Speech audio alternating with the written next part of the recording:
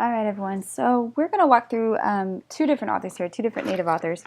And I had to read them together because not only are Sherman Lexie and Louise Erdrich two of the most famous modern Native writers, but they both talk about the ideas of Native American identity, not only in identity in terms of in comparison to outside cultures, but also identity within the Native culture. So what does it mean to be a Native person? What does it mean to have all this history sort of changed and distorted by politics and social issues? So these are a lot of things that they kind of raise. That's why I had you watch Louise Erdrich's very brief interview about what does she identify as? What does she understand to be her Native past and culture? So we're going to start with her, Dear John Wayne, and I want you to kind of think how these two authors compare as we go through these texts. So, for example, something like Dear John Wayne and Marilyn Monroe would compare very, very well. So, Dear John Wayne is essentially about the idea of Native culture being appropriated and dispersed and essentialized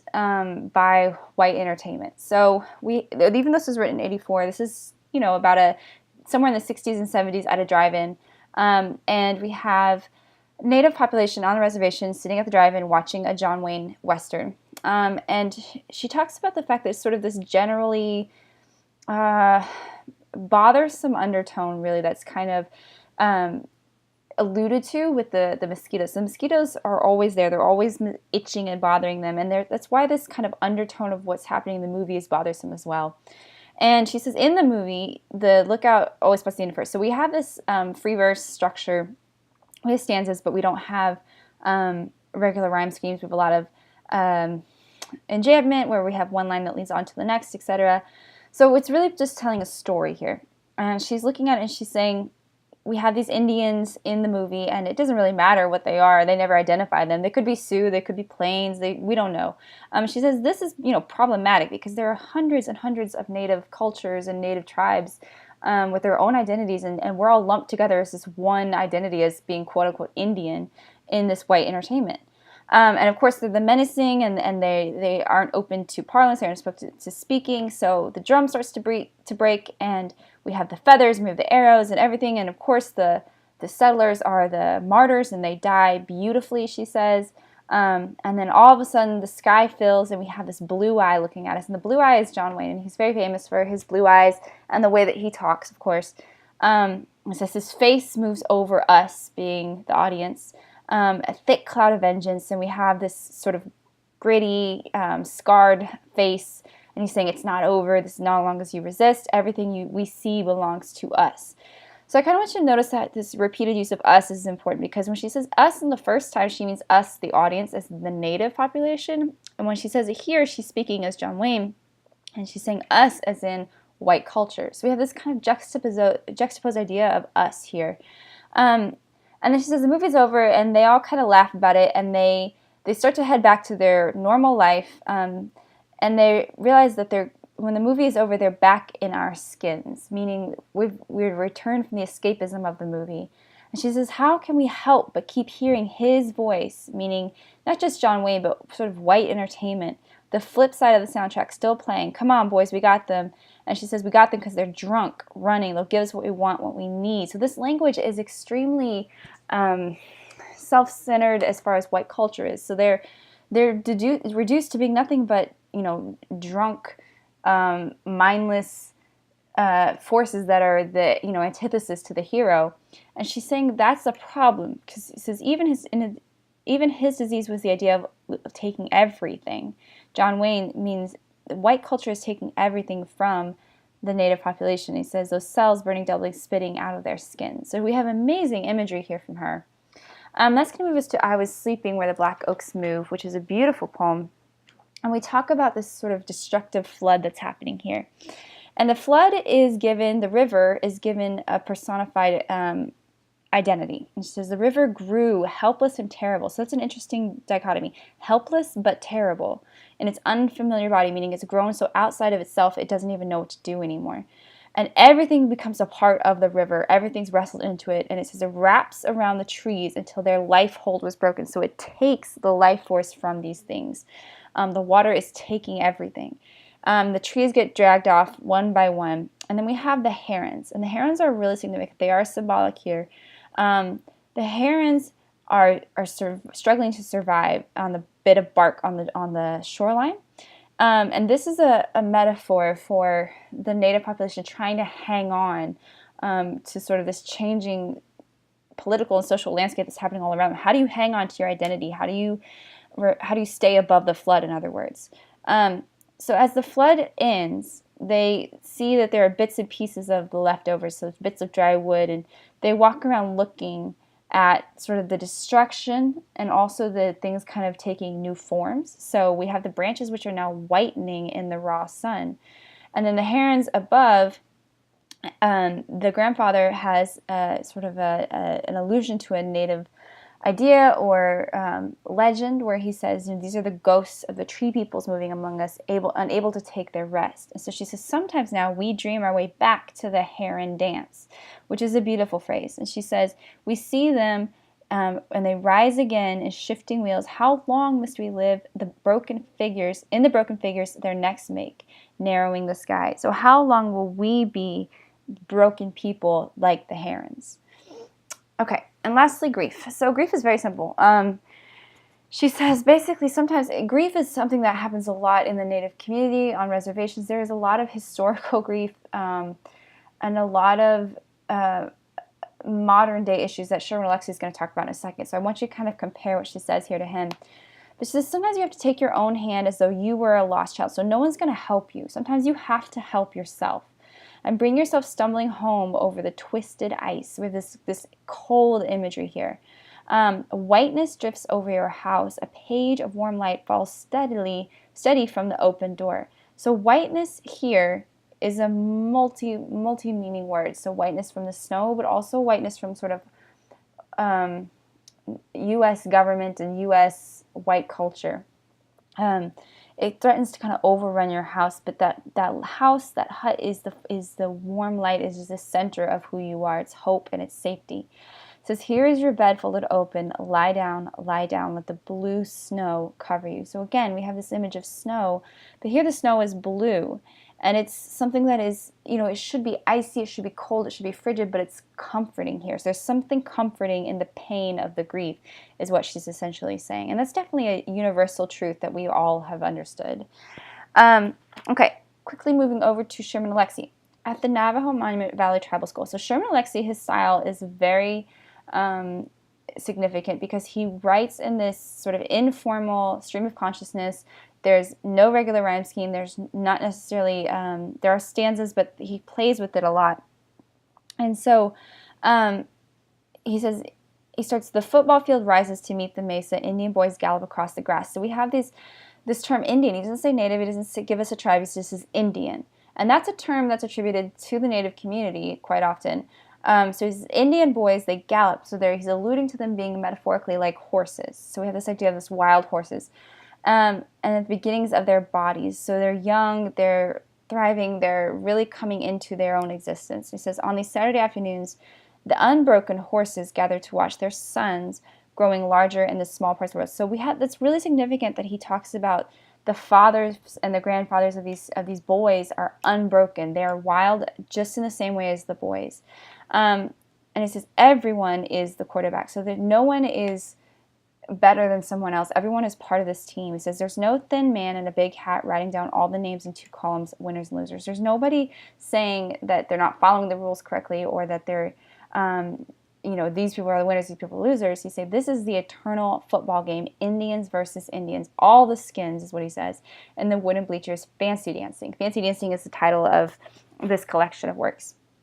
And he says they stomp the red dust into nothing.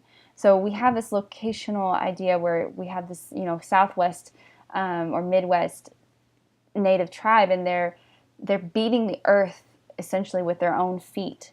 And it says before the game is over, the girls' track team is running over, circling the field, and they run their thin brown legs echoing wild horses, wild horses, wild horses. So we have this repeated phrase as sort of a da-da-da, da-da-da, da-da-da, almost onomatopoeia type sound related to the galloping of the horses. So it's really significant that he also ties a lot of gender into everything he does. So he has a very famous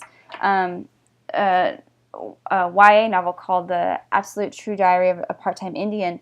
And what it does is it really talks about life on the native reservation, and how much of a struggle that life is just within the reservation. And there is traditionally a lot of poverty and a lot of drugs and a lot of alcoholism and depression.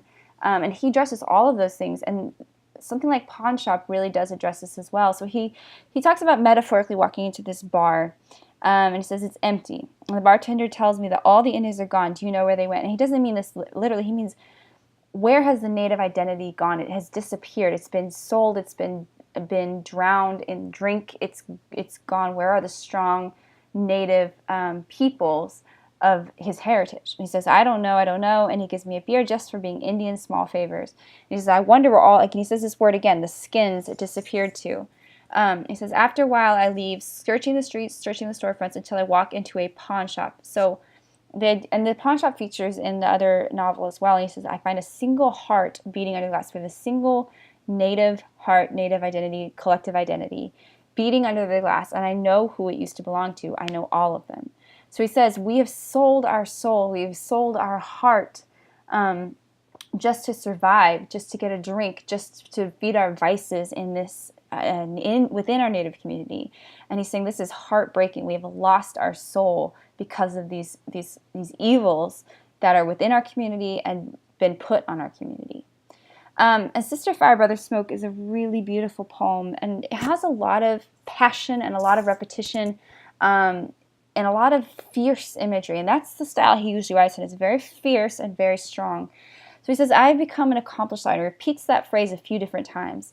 So that's really a repeated motif here. I'm an accomplished liar, a man who believes in his own inventions. He's questioning it first. Have I become this? When I see my sister meaning not just his little sister, but a metaphorical idea of both sides of a similar coin in Native community. And like I said, he features gender a lot here. So his sister is the fire, the brother is the smoke. So we're all connected, but one is the cause, one is the lead, and one is the effect of the struggles of the Native community. So he says, so is it me who sets her in those pyres? Do I do this to, my sister, to my other half of my Native identity? And it burns her repeatedly. Should I mention I may have become an accomplished liar? So here's moving from questioning it to semi-accepting, maybe I am an accomplished liar. And he says, the man was absent when his sister died, but still feeds those flames in the present tense. I see my sister in every fire. So we repeat that phrase. And I'm seeing the shadow that survived her. So he's not the shadow. He sees the remnants of her identity after the fire is over, after the identity has been burned. Because my obsession, I've become, again, an accomplished liar who strikes a match. Now he's saying, he's not questioning, did I do this? Now he's saying, I am a liar. I see that I am. I strike the match. I create, as he says, the choir of burning matches, which is a gorgeous image. A choir of burning matches with the intention of seeing my sister in every fire. So I do this with the sole intention of burning the other half of my community, of my identity. I do this to her. So do I see the whisper of her floating above me? I offer these charred questions. Have I become an accomplished liar if I see my sister in every fire? So it circles back around to questioning the idea, do I really do this? So it's a really beautiful poem. There's a lot written out there on that poem. And Marilyn Monroe, I think, is a really wonderful poem to kind of juxtapose against the John Wayne one. So again, we have a different figure. We have a white idea of white beauty and white female identity. And this is entirely about the female body and the female mind. So this is Marilyn Monroe basically drives herself to reservation. Not literally, this is a figurative understanding of Marilyn Monroe representing white female identity and standards of white beauty. And she drives herself to the reservation and she asks for help. And it goes on and basically says the woman notices the needle tracks in her arm, meaning where she tries to shoot herself up with the drugs. And she says, and leads her to the sweat lodge, where she's basically going to expunge all of this evil, all of these vices from her body. Every woman, young and old, disrobes and leaves her clothes behind. So everyone is equally naked, equally bare. in the dark of the lodge. And now it's interesting we use this word dark a lot here because, again, Marilyn is the white figure, and we have her as the outside figure amongst all of these dark-skinned women. And she says her prayers may or may not be answered here, but they're kept sacred by the Inuit. So she is safe in this space. So trying to understand Native identity, she's immersing herself here, the figure is, within Native identity, and it's a safe space for her to do that. It's accepting. They're allowing her to do that. So essentially he's saying, we don't have to have these two different sides of beauty or understanding of identity. We are similar. We are the same. We can have an interconnected sense of identity as well. So we have these images of the steam, and there's no place like this, the steam hut here. At first, she's self-conscious, aware of her body and her face, and the brown body circled around her. So we have this image of she is the center at this circle, but she's also the outsider at the same time. So the Indian women do not stare. It is dark inside the lodge, and so everything is glowing. They start to sing. And soon she starts to join in, and she's becoming part of this culture by losing her own awareness of herself. So she's not Indian. She will never be an Indian. And that's an important phrase because he's saying you may try and understand our culture, you may try and be a part of it, but she will never be in our culture, and that's okay. But we sing you, we connect with you, we understand one another. They sing for her, they sing for health, they sing for Marilyn, and finally she is no more naked than anyone else. So she is a part of this. She may not be Indian, she never will be, but she is a part of this community by losing her own identity and her own visceral self. Okay, and the last one, the exaggeration of despair, really goes back to what I was talking about, where Alexi often talks about the struggles and the lamentations of the history of Native Americans and how that's created this very difficult reservation life for a lot of Native peoples, and it's a very difficult life for a lot of people. So he says, "I open the door," and he says he opens the door, and when he opens the door, we go into this diatribe, this backwards understanding of different people in the Native community who each struggle with their own demons. And whether those demons are self-prescribed or self-induced or politically or historically rooted, it's a common understanding that everyone is struggling with something. And so he says, the Indian girl writes, so we have a lot of suicides. She talks about the suicide, and that is just depression and suicide is a major health issue in a lot of Native reservations. And she says, the Indian girl writes about basically the perpetuity of suicide on the reservation. The Indian man talks about being raped by the boarding school priests. So again, we have the priests being along the lines of Zikala Sa, where they were taken into Catholic or Protestant schools and taught to try and be Christian. Well, there was a lot of abuse there as well, and he's pointing that out. We have the homeless woman who is poor and destitute, but is willing to do anything she has to, including sleep with a man, be a prostitute to survive. The homeless Indian man, and he talks about how he writes how his nephew is a success, and the Indian child who's never seen her family sit down to get dinner at the same time. So everyone is always working, everyone is always going. This is a lot of themes that he touches on in a lot of his other work. And so we have this Indian woman who was born to someone who sold her for a 6-pack and a carton of cigarettes, so literally sold the child for her own vices.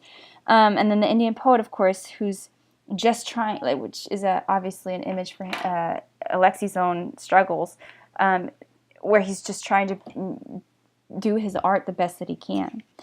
And then lastly, we have the fancy dancer, that word again, passes out of the powwow, wakes up. So he's so drunk he passes out, or so high he passes out, and he has lost everything. So this again is common vices and issues and things that are plaguing his history and his people, is what he's saying. So we come back to the present. He says, I open the door. And then we have another movement into a second set of issues and things. So this one is personal. And he talks about his family. So this is the first section is a general people's history and struggle, community struggle. Now this is personal for Lexi or for the speaker. He says, and my sister wants this eagle, and when she gets to her cousin, she's swindled out of it by her own cousin who uses it later in the dance. And my father, and whose own father died on Okinawa, so his own father, his grandfather, was a part of what we think of something as a truly American experience, which was being in World War II and fighting in Japan in the Pacific Rim. And he says he died, and he must have looked so much like the Japanese soldiers. So they both were outsiders, essentially, fighting for a cause that was not theirs. And then his own grandmother died of tuberculosis, and his father's haunted by these ghosts of images. And then we go all the way back to his grandmother, who saw the beginnings of the white men coming in to destroy her civilization. And he mentions they knew our God was going to change. So that image of God being native religion versus Christian religion, and how that was forced upon the native communities. And then he brings us back, and he says, I open the door and invite the wind inside. So lastly, we don't know if this phrase is he trying to open the door to escape all of these things, or is he letting them all in? It's not very clear. Okay, so that was our native lit. I hope you enjoy that. You'll go ahead and move on to the next activity, and let me know if you have any questions.